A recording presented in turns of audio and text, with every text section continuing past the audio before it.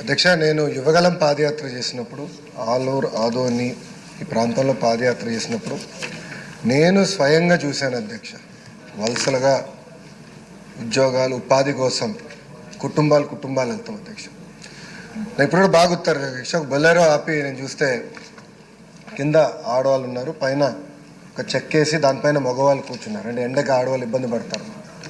నేను లెక్క పెట్టినంత వరకు 200 బండ్లు ఒకే రోజు నేను నడుస్తూ వెళ్తుంటే ఒక రోజు 200 బండ్లు నన్ను దాటుకుని వెళ్ళినాయి అధ్యక్ష.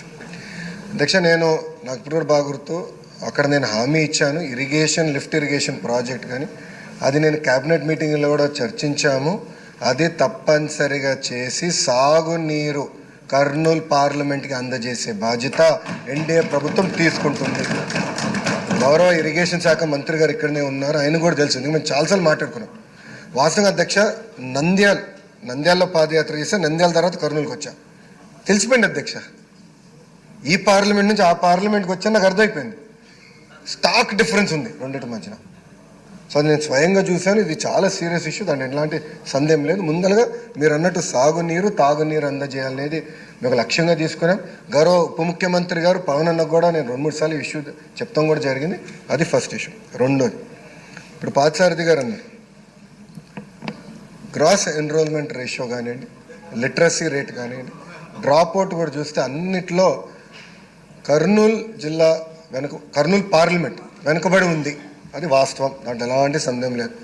అందుకే మీరు ఈసారి చూస్తే డిఎస్సిలో రిక్రూట్మెంట్లో పెద్ద ఎత్తున కర్నూలుకే ఉపాధ్యాయులు రాబోతున్నారు అధ్యక్ష. చాలా సీరియస్గా తీసుకుంటున్నాను నేను. అది ఫస్ట్.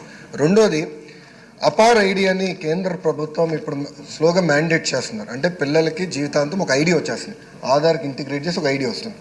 సో కేజీ నుంచి పీజీ వరకు అదే ఐడి వాళ్ళతో ట్రావెల్ అవుతుంది.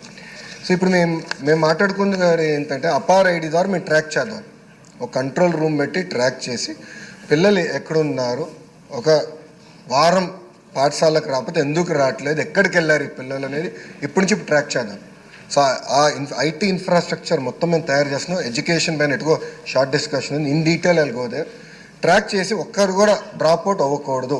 ఇక్కడ 2 విషయాలు. ఒకటి, మీరు అన్నట్టు హాస్టల్ చాలా లిబరల్గా వాడేసాం. మీరు ప్రశ్న అడిగారో లిబరల్గా చెప్పాం. మీరు అన్నట్టు బ్రేక్ఫాస్ట్ లంచ్ డిన్నర్ ఇక్కడ హాస్టల్ వసతులు లేవు, అది వాస్తవం, అందరు తెలిసిన విషయం. కానీ మేము ఆలోచించేది 2 విషయాలు. ఒకటి, ఇప్పుడున్న సంక్షేమ హాస్టల్స్ ఎట్లా బలోపేతం చేయాలి. ఒక భాగం అయితే వలసలుగా వెళ్తారు అధ్యక్ష. ప్రధానంగా వాళ్ళందరూ మిర్చి సమయంలో ఇక్కడికి వచ్చి, గుంటూరులో ఎక్కువ శాతం మంది ఇక్కడ ఉంటారు. సో వాళ్ళు ఇక్కడికి వచ్చినప్పుడు ఇక్కడ అడ్మిషన్స్ ఇవ్వచ్చా, దానికి విధి విధానాలు ఏంటి అంటే, వచ్చేది ఒక 4 నెలలు 5 నెలలకి ఇక్కడ అడ్మిషన్స్ ఇచ్చి వాళ్ళ పిల్లలకి చదువు ఇక్కడ కొనసాగించచ్చా. ఎందుకంటే అక్కడ స్కూల్ కిట్ ఎటువ ఇస్తాం కనుక ఇక్కడ చేయొచ్చు. ఆ ట్రాకింగ్ కూడా ఇప్పుడు మొదలు పెడతాం. అది ఒక భాగం. అంటే ఒక పక్కన హాస్టల్స్, ఇంకో పక్కన ఈ ట్రాకింగ్ 2 ఉంటేనే డ్రాప్ అవుట్ రేట్ తగ్గుతుంది, దాంట్లో ఎలాంటి సందేహం లేదు అధ్యక్ష. గౌరవ సభ్యులు చెప్పినట్లు ఇప్పుడు 24-25 బడ్జెట్లో 121 సెంటర్, అంటే రాష్ట్ర వ్యాప్తంగా 121 సెంటర్లో కేవలం 6,040 మంది విద్యార్థులకి 6,04,00,000 రూపాయలు ఖర్చు పెడతాం జరిగింది. మీరు చూస్తే గతంలో కూడా డీటెయిల్స్ మొత్తం నా దగ్గర ఉంది అధ్యక్ష. అంటే ఎక్కడ ఒక రేషియో లాగా లేదు. కొన్ని సంవత్సరాలు ఎక్కువ ఉన్నాయి, కొన్ని సంవత్సరాలు దాదాపు 10 కోట్లు ఖర్చు పెట్టాం. వైకాపా ప్రభుత్వం సమయంలో అయితే 40 లక్షలు ఖర్చు పెట్టినవి కూడా సంవత్సరాలు ఉన్నాయి. అంటే ఇది ఒక ప్రణాళికబద్ధంగా చేయలేదు, ఏదో నిధులు ఉన్నాయి చేయాలి ఒక టిక్ బాక్స్గా చూసాం తప్ప, పిల్లలకి మెరుగైన విద్య అందించాలి, వాళ్ళ తల్లిదండ్రులకి విద్య లేక వాళ్ళు ఎట్లయితే వలసలుగా వెళ్ళాల్సి వస్తుందో అలాంటి పరిస్థితి పిల్లలకి రాకూడదు అనే ఆలోచనతో అయితే గతంలో పనిచేయలేదు. ఇది చాలా సీరియస్గా తీసుకుంటున్నాము, దాన్ని మీకు ఎలాంటి డౌట్ వద్దు. అసెంబ్లీ సెషన్లు అయిన తర్వాత కూడా గౌరవ సభ్యులందరితో కూర్చుంటాను, ఆ పార్లమెంట్ సంబంధించిన సభ్యులతో. We will discuss threadbare. ఒక పక్కన సంక్షేమ హాస్టల్స్ని ఎట్లా బలోపేతం చేయాలి, ప్యారలల్గా ఏదైతే నేను చెప్పాను వలసలు జరగకుండా చూసుకుంటాం. ఒకటైతే అక్కడ కూడా మెరుగైన విద్య ఎట్లా అందించాలి, ఒకవేళ వేరే జిల్లాలకు వెళ్ళినప్పుడు అక్కడ ప్రభుత్వ పాఠశాలలో విసులుబాటు కూడా కల్పించే విధంగా చేసే బాధ్యత మన ఎన్డీఏ ప్రభుత్వం తీసుకుంటుంది. అంతేకాకుండా అధ్యక్ష, గ్రాస్ ఎన్రోల్మెంట్ రేషియో కానీ, దాంట్లో స్టూడెంట్ టీచర్ రేషియో కానీ, అన్నిట్లో మన పార్లమెంట్ అంటే కర్నూలు పార్లమెంట్ వెనుకబడి ఉంది, దాంట్లో ఎలాంటి డౌట్ లేదు. వచ్చే 3 సంవత్సరాలు అందరూ అక్కడున్న శాసనసభ్యులు అందరం కలిసికట్టుగా పనిచేద్దాం. Let us work together.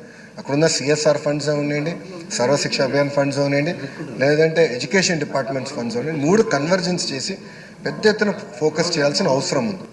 అంటే ఎలాంటి డౌట్ లేదు, చేద్దాం, కలిసికట్టుగా చేసి 3 సంవత్సరాలు మార్పు తీసుకొచ్చే బాధ్యత మనందరం తీసుకుందామని సభాముఖంగా గౌరవ సభ్యులు తెలుపుకుంటూ, మన ప్రభుత్వం ఈ ఇష్యూని చాలా సీరియస్గా తీసుకుంటుంది. ఆల్రెడీ ఆర్టికల్స్ కూడా, ఎందుకంటే ఇది ఆల్రెడీ మాకు ఒక ట్రాకింగ్ సిస్టమ్ పెట్టుకున్న ఆర్టికల్స్ కూడా వచ్చినాయి. ఏ పేపర్లో వచ్చినా కూడా మేము చాలా సీరియస్గా తీసుకుంటున్నాం. అంటే బ్లూ మీడియాలో వచ్చినా కూడా, బ్లూ మీడియాలో వచ్చిన ఆర్టికల్కి వెయిట్ ఉందా లేదా రివ్యూ చేసిన తర్వాత నిర్ణయం తీసుకుంటున్నాం. ప్రతిదీ చాలా సీరియస్గా తీసుకుంటాం. మీకు డౌట్ వద్దండి ఈ విషయంలో. మేము రాబోయే 2-3 నెలల్లో మార్పు అనేది మీరు గమనిస్తారు. ఇంకేమైనా ఫీడ్బ్యాక్ ఉంటే కూడా గౌరవ సభ్యులు తప్పనిసరిగా మాకు ఇవ్వండి. కలిసికట్టుగా ఇది సీరియస్గా తీసుకుందని